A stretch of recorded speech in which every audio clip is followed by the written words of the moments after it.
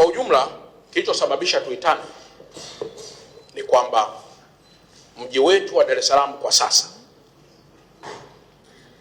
umeelemewa, na hili sio jambo linalopaswa ufike chuo kikuu kugundua hili. Mji wetu sasa umeelemewa. Umeelemewa na kitu gani? Umeelemewa kwa kuwa na vyombo vingi vya usafiri kwenye barabara zetu. Kwa nini vyombo hivi vimekuwa vingi sana? Maana yake ni kwamba kuna sababu nyingi, na moja kubwa sana ikiwa ni kukua kwa uchumi kwa taifa letu. Matokeo tunayoyaona leo ya bandari yetu kuwa na mizigo mingi ilitegemewa kufikia mwaka 2030 kama sikosei. Ndio ilikuwa expected kwamba ifikapo mwaka 2030 tutakiona hiki tunachokiona leo. Kama tulitarajia matokeo haya tuyaone mwaka 2030, swala kwanza, wenzetu wa bandari na uchukuzi kwa ujumla wake tulijipangaje kuhusu kuwa na communication strategy, strategia ya mawasiliano kwenda kwenye taasisi ambazo zina mchango wa moja kwa moja ama katika kuprovide solution ama katika kufanya vinginevyo. Jambo lisilohitaji kuingia chuo kikuu ni kwamba mizigo itakuwa ni mingi, malori yatakuwa ni mengi, watumishi watakuwa ni wengi na kadhalika na kadhalika. Kwa hiyo kwenye kikao hiki tumeitana ili tuje tuwaambie Watanzania kwamba kwa kuwa tulijua matokeo haya yatakuwepo 2030, let's assume kwamba bado hatujayapata matokeo hayo, hatujayapata, tunaendelea kuyasubiri mwaka 2030. Leo ni mwaka 2026. We have only 3 if not 2 point something years, miaka miwili au mitatu. Tumejipanga kujiandaaje na matokeo ya mwaka 2030 ambayo ndio zilikuwa anticipations zetu.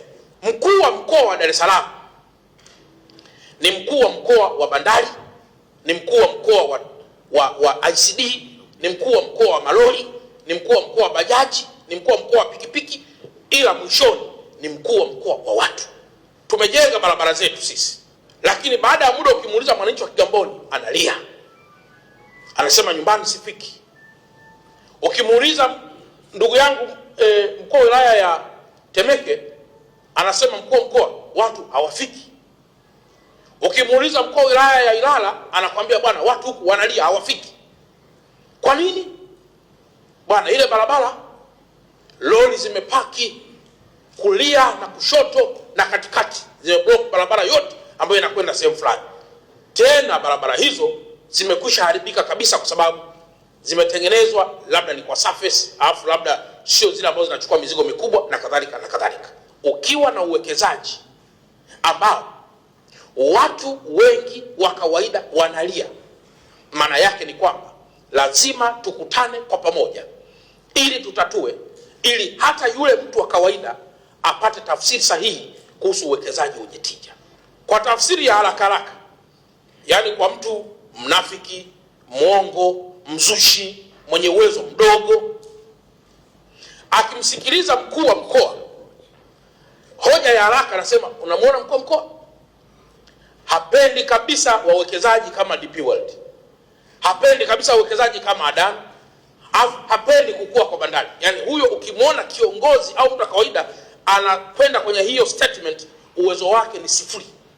Yani maana yake anatakiwa tukae tuelekezane vizuri.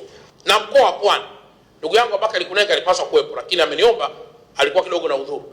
Last time kwenye kikao chetu tulikuwa naye. Kwenye hii mipango tunataka tuunganishe Pwani na Dar es Salaam katika hii mipango kama zoni moja ya kuweza kushughulika na hizi changamoto. Na kwa taarifa, sisi bandari yetu hii inajaa, na hata mkiangalia mizigo ya kopa inayotoka Kongo kuja hapa kwetu inakuja mingi. Kwa sababu gani? Nendeni Durban, katika lori 500 zilizobeba kopa zinaweza kuwa salama labda 300 plus.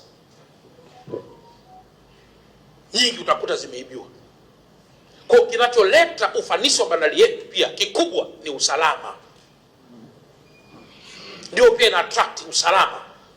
Kuhusu ubovu wa magari, mheshimiwa mkuu wa mkoa, Ni kweli tulishaitwa sisi na watu wa haki za binadamu, wakasema magari yanayobeba containers hapa Dar es Salaam ni machakavu kweli, na kweli si wenyewe tulijiona ni machakavu, na pia hela wanaolipwa wale madereva ni ndogo sana. Tulikuta mzee mmoja tumbo hili anataka kukutana na mgongo, anasema anapewa shilingi 5,000 na hiyo 5,000 anabidi apelekee watoto, hawezi kula yeye. Hasa tunawafikiaje wale? Tumeshindwa kuwafikia kwa sababu wale hawako kwenye vyama vyetu hivi, sio mandatory.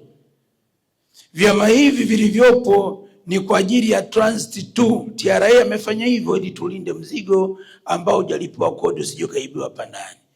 Sasa tulifikiri kwamba ikiwezekana, hebu nye watu wa bandari semeni magari yote yanayoingia bandarini pale yawe kwenye vyama ili muweze kuyafikia matakwa yenu mnayotaka pale bandarini yaweze kuwafikia kwa wakati.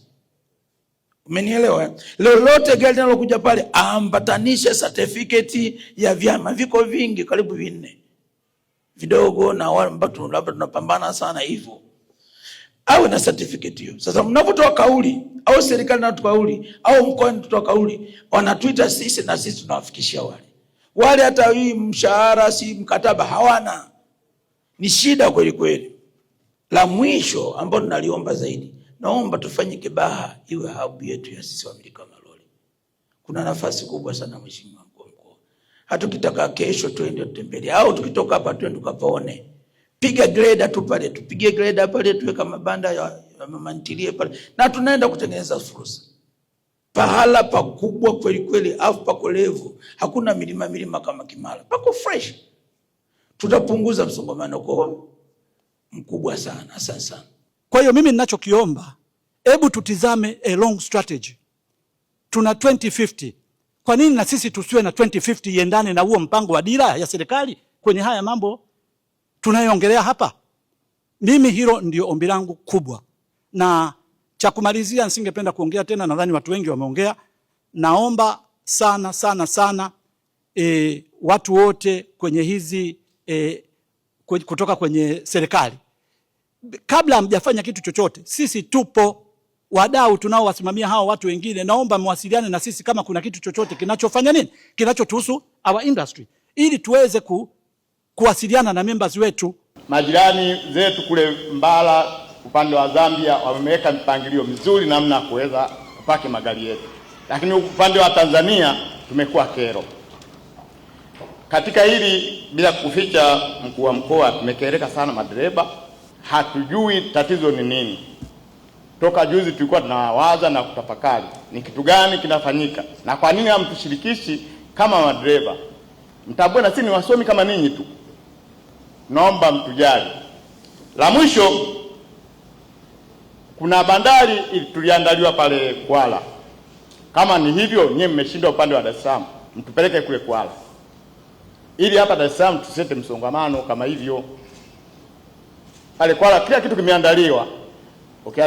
Ukiangazia pale mizani kuna kila kitu ambazo huduma tunaweza tukazipata pale. Kwa hiyo tunaomba kwa hilo, ili tusiweke msongamano usio kwa tija, tuende kule madereva. Nadhani hii kero haitakuwepo.